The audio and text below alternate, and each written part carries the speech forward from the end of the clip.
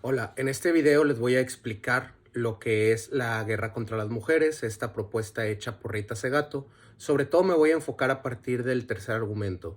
El primer argumento demuestra cómo lo sexual no es el fin de los feminicidios en sí, sino un medio, pero que al final de cuentas el fin es la dominación de. Es decir, ella dice que no es una finalidad sexual porque el sexo no es el último paso que se da.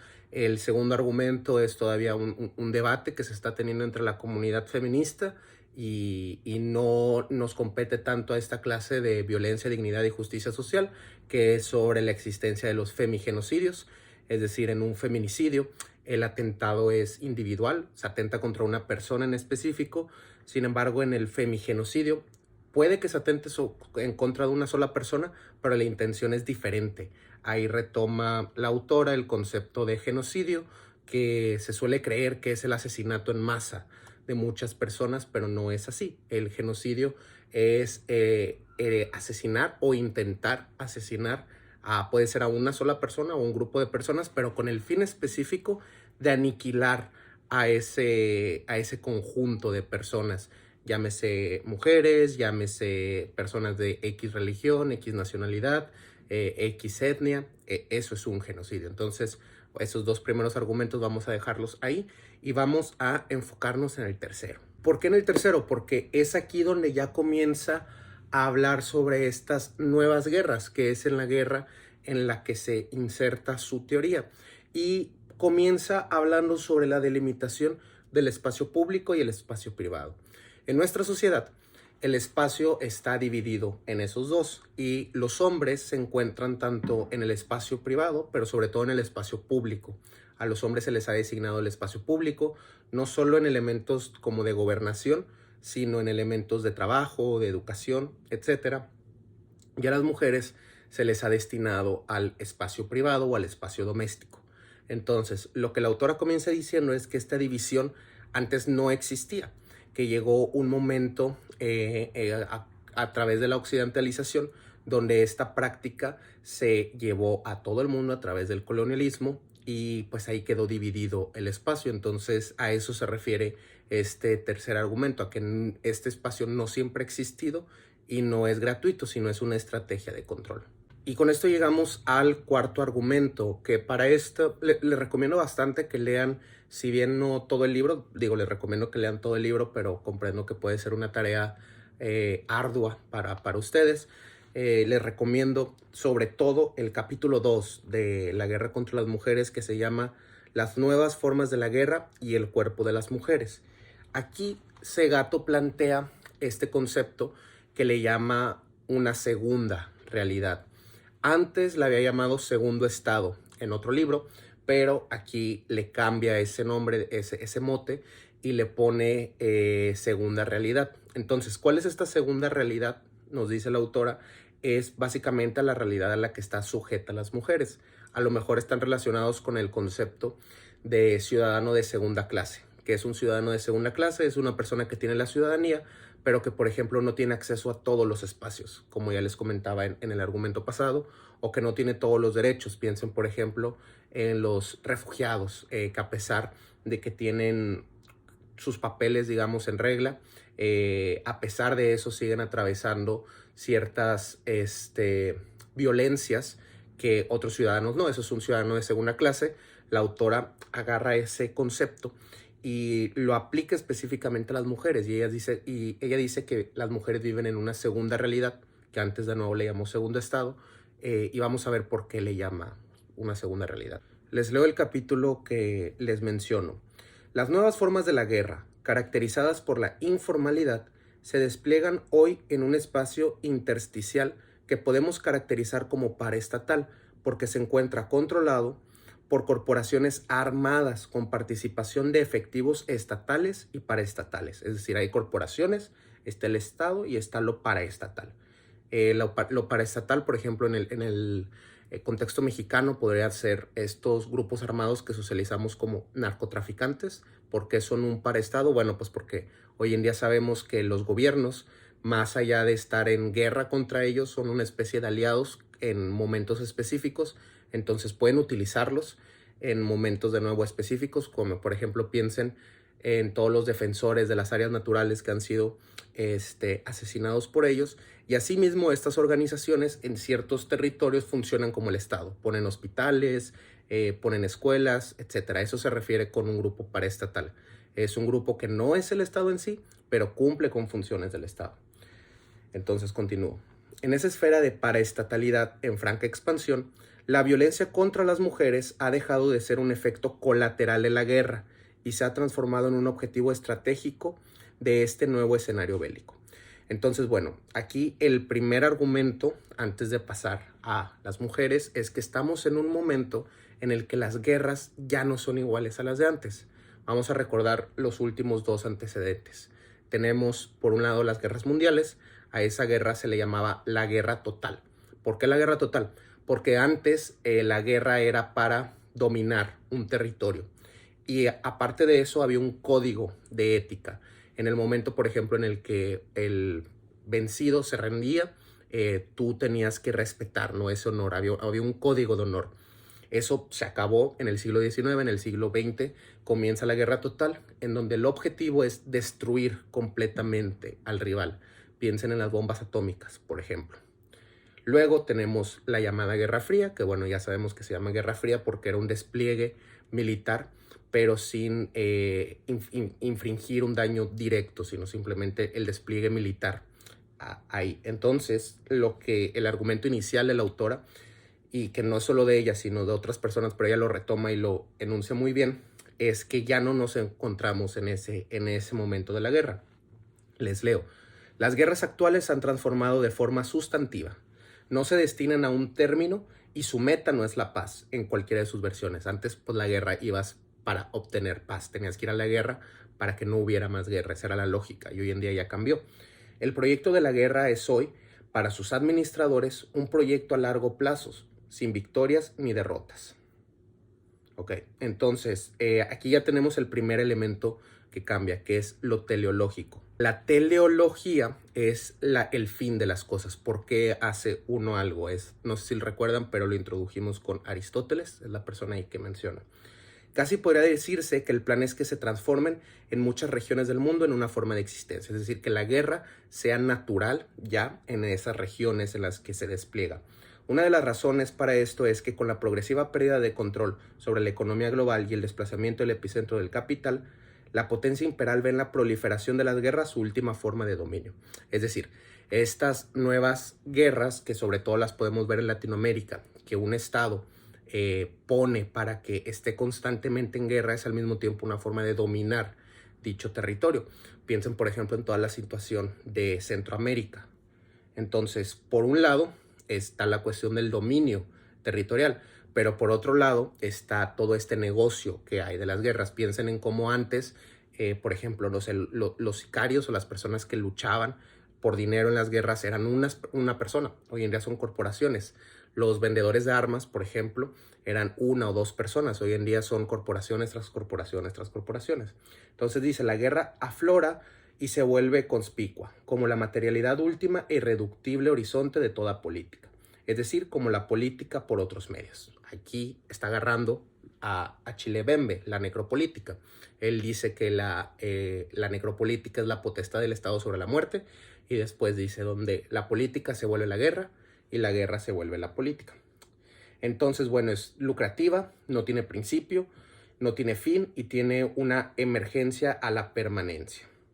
Y esto es a lo que se le llama las nuevas formas de la guerra. Ahorita vamos a adentrarnos más en ello. Entonces, ¿por qué les pongo este artículo, este texto? Porque Segato es una experta haciendo argumentos y eso es lo que quiero que aprendan. Los argumentos, les había dicho al principio, tienen que ser circulares. Es decir, tú tienes que plantear algo al principio y luego, cuando termines de decir lo que dijiste, tú debiste haber creado un marco de significación, un contexto, una narrativa, como le quieras llamar, que te dé a ti la razón. Es decir, que dentro de tu argumentación sea un círculo en donde llegas a afirmar aquello que dijiste. Entonces, el argumento principal del autor es que existe una guerra en contra de las mujeres, específicamente. Entonces va a analizar cuál es el rol o qué es lo que pasa con las mujeres en medio de estas nuevas guerras. Y comienza hablando sobre el caso de la violencia contra las mujeres en un contexto de guerra. Entonces, básicamente lo que dice es que, por ejemplo, las violaciones en los contextos bélicos siempre han existido. Desde la antigüedad, en el momento en el que se conquistaba un territorio, se veía a las mujeres como una extensión de ese territorio nacional. Entonces, la violación de esos cuerpos era al mismo tiempo que una especie de trofeo de guerra, una extensión del dominio sobre el territorio, y luego pues por medio de la inseminación podían reproducir su etnia o como le quieran llamar en ese territorio. Entonces eso ya existía, eso no es nuevo, pero lo que afirma la autora es que ese elemento está cambiando en los últimos días. Les leo: hoy ese destino ha sufrido una mutación por razones que tenemos pendiente de examinar. Su destrucción con exceso de crueldad, su expoliación hasta el último vestigio de la vida, su tortura hasta la muerte. La rapiña que se desata sobre lo femenino se manifiesta tanto en formas de destrucción corporal sin precedentes como en las formas de trata y la comercialización de lo que estos cuerpos pueden ofrecer hasta el último límite. Entonces, básicamente lo que está diciendo aquí es que si bien es cierto que esos casos ya existían antes, las formas en las que se hacen hoy en día son más violentas de ello y han cambiado su objetivo. El objetivo ya no es en sí esta dominación del territorio, sino por un lado tenemos la mercantilización y por otro lado tenemos el elemento que ella menciona de la tortura, que este elemento de la tortura no es gratuito. ¿Por qué? Porque este tipo de actos en este contexto de guerra producen una estrategia de control sobre la población en general. Son prácticas de terror, es decir, en el momento en el que tú te enteras de estos casos, que ahorita vamos a adentrarnos en ello, la población reacciona de cierta manera, casi siempre paralizándose. Entonces es más difícil, por ejemplo, oponer resistencia en común porque la gente pues prefiere huir de ese lugar. Al mismo tiempo es más fácil la dominación, etc. Entonces, la autora aquí agarra dos casos que vamos a decirle que son no los precedentes, sino el comienzo de estas nuevas estrategias de la guerra en contra de los cuerpos femeninos, y es la guerra de Yugoslavia y la guerra de Ruanda, sobre todo la de Yugoslavia. Entonces, Yugoslavia, vamos a hacer un rápido recuento, era un país que en su momento fue comunista. En el momento en el que Tito, el dictador, muere, pues Yugoslavia se divide.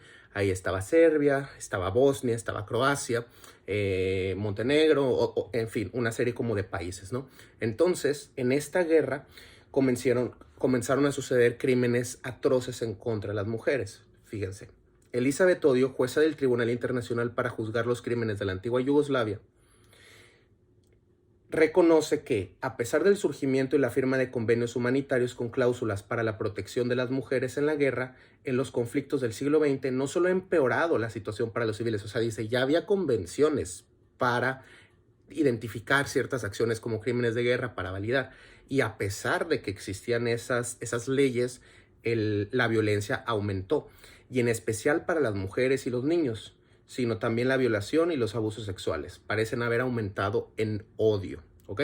Entonces, antes, como ya les dije, no había una evidencia de un odio atroz en el acto de violentar a las mujeres en el contexto de guerra, sino que era más bien como una cuestión, como ya les decía, como de botín, de guerra, como el acto de robarse los tesoros, y ya está. Hoy en día hay un odio encarnizado en estas prácticas, y eso lleva al otro argumento de Segato, que es el de la pedagogía de la crueldad, el quinto argumento. Es decir, lo que la autora postula es que hoy en día, al momento de librarse estas nuevas formas de guerra, se les enseña a los agentes de estas guerras a cómo causar estos actos atroces, esta tortura sexual, estos actos de violencia, pero que tienen como intención causar el terror en la gente. Y como bien menciona, no solo es en las mujeres, sino también es en los niños en donde se está viendo estas nuevas prácticas. Entonces, fíjense, esto es lo que ustedes tienen que hacer cuando escriban un ensayo. Está bien si no lo logran, pero ustedes tienen que decir algo más o menos así: en mi análisis intento demostrar, es decir, estoy escribiendo este ensayo, pero ¿para qué? También por eso les puse este libro y por eso era para mí tan importante que no tuvieran esta clase, a pesar de la infección de mis ojos y que no la pudimos tener en persona. Entonces dice, en mi análisis intento demostrar la existencia de un quiebre o discontinuidad en los paradigmas bélicos del presente, caracterizados por el predominio de la informalidad y de un accionar que puede ser descrito como claramente paraestatal, aun en los casos en que el Estado sea la agencia propulsora y sostenedora de este accionar. En México, bueno, eso es clarísimo. Las guerras de la antigua Yugoslavia y de Ruanda son paradigmáticas de esta transformación. Ojo, fíjense cómo dice lo que intenta lograr. Dice, yo quiero lograr esto. Y luego, ¿qué es lo que hace? Presenta evidencia. Punto número 1 dice, quiero lograr esto, quiero llegar a este punto y lo voy a hacer primero a través de este medio. Eso era lo que en esa clase que tuvimos donde les expliqué cómo se hace un ensayo me refería. Tú dices tu tesis, eso que dijo es su tesis, y luego presentas tus argumentos. Entonces, bueno, pues menciona estas dos guerras y básicamente lo que dice su tesis es la siguiente. La dominación y la rapiña sexual ya no son como fueron anteriormente, complementos de la guerra, daños colaterales, sino que han adquirido centralidad en la estrategia bélica. Ahí está otro elemento de su tesis, que sustenta su tesis, que es parte de su tesis, pero al mismo tiempo es un argumento de la tesis inicial, que es que esta violencia que antes era colateral, hoy en día es central. Hoy en día es parte, hagan de cuenta como el eje de la guerra hoy en día. Precisamente por esa mutación, después de su invisibilidad inicial y como consecuencia de la presión de entidades de derechos humanos, la violación y la violencia sexual practicadas como parte de un proceso de ocupación, exterminio o sujeción de un pueblo por otro, se fueron incorporando paulatinamente a la legislación sobre crímenes de guerra, genocidio y lesa humanidad. Abre dos puntos y seguidos. La violación como tortura y esclavitud y otras formas de violencia sexual como la desnudez forzada y el entretenimiento sexual como tratamiento inhumano en el Estatuto del Tribunal Internacional para la ex Yugoslavia y más tarde como actos constitutivos de genocidio en el Estatuto del Tribunal Penal Internacional para Ruanda, pasando allí también a ser considerados crímenes de guerra y tipos de tratamiento humillante y degradante. Este fue también el camino por el cual se tipificaron finalmente diversos crímenes sexuales en el Estatuto de Roma, que rige los procesos del Tribunal Penal Internacional. Entonces, no sé si ya lo notaron, pero ahí ella acaba de validar, de demostrar que tiene razón, que su argumento es real. ¿Por qué? Porque ella dice que existe una segunda realidad. ¿Cuál es esa segunda realidad? Que las mujeres viven constantemente en una guerra en contra de ellas. Entonces, dice, primero, ¿de qué tipo de guerra estamos hablando? Evidentemente no es la guerra fría, ni la guerra de trincheras, ni nada. Ella dice, bueno, es un nuevo tipo de guerra.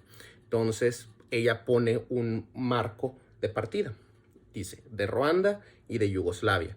Y se pone a analizar cómo luego de esos eventos suceden estas nuevas legislaciones que señalan estos tipos de crímenes que acabo de leer ahorita como crímenes de guerra. Entonces dice, por ejemplo, que la tortura sexual, la desnudez pública, involuntaria, ese tipo de cosas han sido ya señaladas como crímenes de guerra. Entonces, por lógica, si eso sucede en nuestros estados, o sea, si esos crímenes de guerra suceden libre e impunemente en nuestros estados, por lo tanto, estamos en un contexto bélico, estamos en un contexto de guerra. ¿Y quiénes son las únicas víctimas de o las principales víctimas de esas estrategias de guerra? Las mujeres.